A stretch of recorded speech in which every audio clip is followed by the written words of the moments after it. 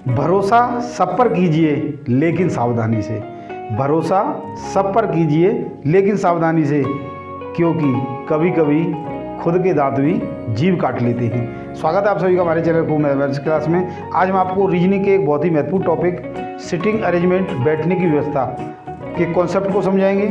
कितने प्रकार के क्वेश्चन पूछे जाते हैं उनको समझाएंगे, क्योंकि ये आपकी विविध प्रतियोगी परीक्षा एसएससी से रिलेटेड हों, रेलवे से रिलेटेड हों, बैंकिंग से रिलेटेड हों, सभी में 4 से 5 प्रश्न आते रहते हैं। और जब तक आप कॉन्सेप्ट नहीं समझोगे तब तक आप प्रश्न को अच्छे से नहीं कर सकते, क्योंकि कॉन्सेप्ट नहीं समझोगे तो फिर हम कुछ गलतियां करते रहते हैं। और आज के से 4 से 5 मिनट में हम आपको कॉन्सेप्ट को इस तरीके से समझाएंगे कि आप कोई भी प्रश्न कभी भी गलत नहीं करोगे, ये हम गारंटी देते हैं। तो आइए शुरुआत करते हैं।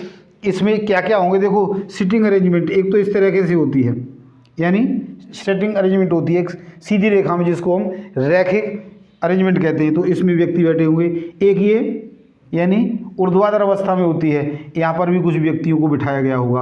और एक रेक्टेंगुलर होती है, ऐसे परिधि है उस पर बैठे होंगे। और एक होती है आपकी सर्कुलर, यानी वृत्त में बैठे होंगे। तो आज हम आपको वृत्ताकार है, सर्कुलर है, उसके बारे में बताएंगे। तो उसको पहले थोड़ा सा हम ये जान लेते हैं बेसिक कॉन्सेप्ट की तरीके से हमने इन प्रश्नों को सॉल्व करना है। तो देखो क्या है, ये हमारा एक वृत्त है और इस वृत्त पर हमने किसी को बिठाना है। तो हम यहाँ पर मान लीजिएगा मैं यहाँ पर बैठा हूँ, यहाँ पर बैठा हूँ और मेरा मुंह अंदर की तरफ है। तो देखो इसमें क्या होंगे कि कुछ व्यक्ति ऐसे प्रश्न पूछे जा सकते हैं कि सभी अंदर की ओर मुंह करके बैठे हैं, या ऐसे पूछे जा सकते हैं कि सभी बाहर की ओर मुंह करके बैठे हैं, या ऐसे पूछे जा सकते हैं कि ये व्यक्ति अंदर की ओर मुंह करके बैठा है, इससे अगला बाहर की ओर, फिर इससे अगला अंदर की ओर। तो इस प्रकार के प्रश्न बनते हैं। इन सभी कॉन्सेप्ट को यदि आप बैठने की व्यवस्था में पारंगत हो गए तो कोई भी प्रश्न आप नहीं छोड़ के आओगे। तो एक बार दोबारा हम वृत्त बनाते हैं और समझाते हैं किस प्रकार से हम इसको समझेंगे। देखो ये मान लीजिएगा आपका वृत्त है और इस वृत्त में ये आपका केंद्र है और इस केंद्र की ओर व्यक्ति करके बैठा है। तो देखो इस तरीके से मान लीजिएगा यहाँ पर हम पोजीशन ले लेते हैं, यहाँ पर कोई व्यक्ति बैठा है और अंदर की ओर मुंह करके बैठा है। तो सोचिए कि इस तरीके से मैं बैठा हूँ, तो अंदर की ओर मुंह करके बैठा हूँ। तो मैंने पहले ही बताया था आपको कि जो हमारा सीधा हाथ जिससे हम ज़्यादा काम करते हैं वह क्या होता है, हमारा दायां हाथ होता है। यानी ये वाला हाथ होगा हमारा, क्या हो जाएगा यहाँ पर दायां, और ये टेढ़ा हाथ यानी ये क्या हो जाएगा बायां, यदि हम केंद्र की ओर मुँह करके बैठे।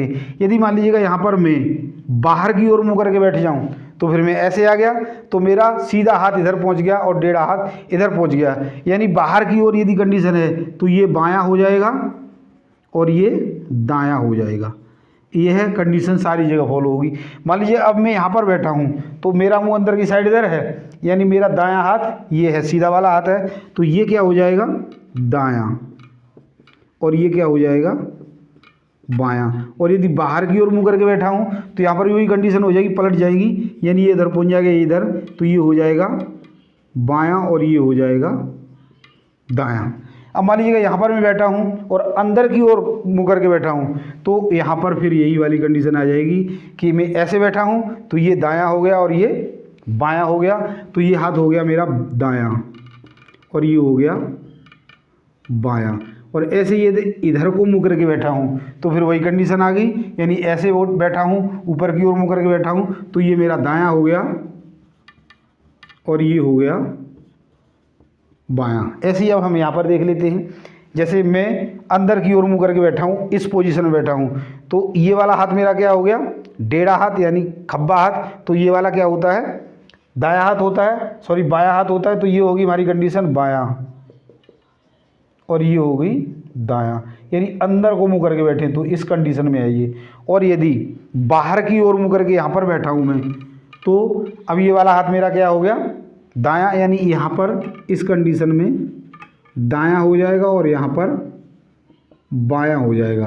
तो कोई भी ज़्यादा कठिन बात नहीं है, सिर्फ हमने इस चीज़ को देखना है। और इस चीज़ को समझने के बाद हम अपने क्वेश्चन को बिल्कुल आसानी से कर सकते हैं। अब हमें एक उदाहरण की सहायता से आपको समझाएंगे कि किस प्रकार से प्रश्न बनते हैं। तो आइए एक प्रश्न की सहायता से हम समझने की कोशिश करते हैं। प्रश्न है, 5 लड़के केंद्र की ओर मुँह करके वृत्ताकार घेरे में बैठे हैं। तो हम ये एक वृत्ताकार घेरा बना लेते हैं। मान लीजिएगा ये हमारा एक वृत्त है और इस वृत्त पर पांचों के पांचों लड़के केंद्र की ओर मुंह करके बैठे हैं। अजय, रमेश और दिनेश के बीच में है। तो यहाँ से हमें प्रश्न शुरू नहीं करना, जहाँ दाईं और बाईं बात शुरू होती है प्रश्न वहाँ से शुरू करेंगे। यदि हमने यहाँ से शुरू कर दिया तो निश्चित रूप से गलती जरूर होगी। तो उस गलती से बचने के लिए जहाँ पर बायां और दायां शुरू हो जाए वहीं से प्रश्न हल करना शुरू करेंगे। सलीम बबलू के बाईं ओर है, तो पहले हम बबलू को बिठाते हैं। बबलू, मान लीजिएगा यहाँ पर बबलू बैठा है और इसका मुंह इधर है यानी केंद्र की ओर है, और पूछा क्या गया है कि सलीम बबलू के बाईं ओर बैठा है, तो बायां हाथ उसका कौन सा होगा? खब्बा हाथ, यानी ये जो डेढ़ा हाथ है। तो ये वाला हाथ हो गया, यानी जो सलीम है वो इसके बाईं ओर यानी इधर बैठा है। यहाँ पर कौन बैठा है? सलीम। किसके बाईं ओर है? बबलू के बाईं ओर सलीम बैठा है। और रमेश सलीम के बाईं ओर है। अब रमेश, अब देखो सलीम क्या है? इस पोजीशन में है, तो रमेश का जो बायां हाथ है वो नीचे की ओर होगा क्योंकि ये वाला हाथ है। तो यहाँ पर जो रमेश है वो क्या है? रमेश सलीम के बाईं ओर है, यानी यहाँ पर आ गया आपका रमेश। तो हमने तीन व्यक्तियों को बैठा दिया। अब क्या है?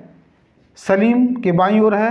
अब हम यहाँ चलते हैं। अजय रमेश और दिनेश के बीच में है, यानी रमेश यहाँ पर है तो यहाँ कौन आ गया? अजय, और यहाँ पर आ गया दिनेश। ये कौन है? दिनेश है। अब हमने आंसर निकाल लेना है। क्या पूछा गया है?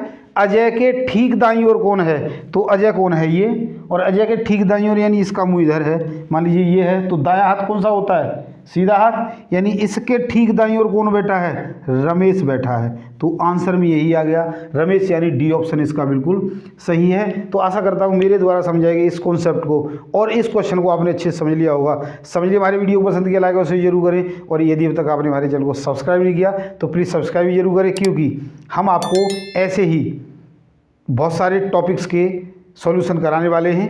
धन्यवाद।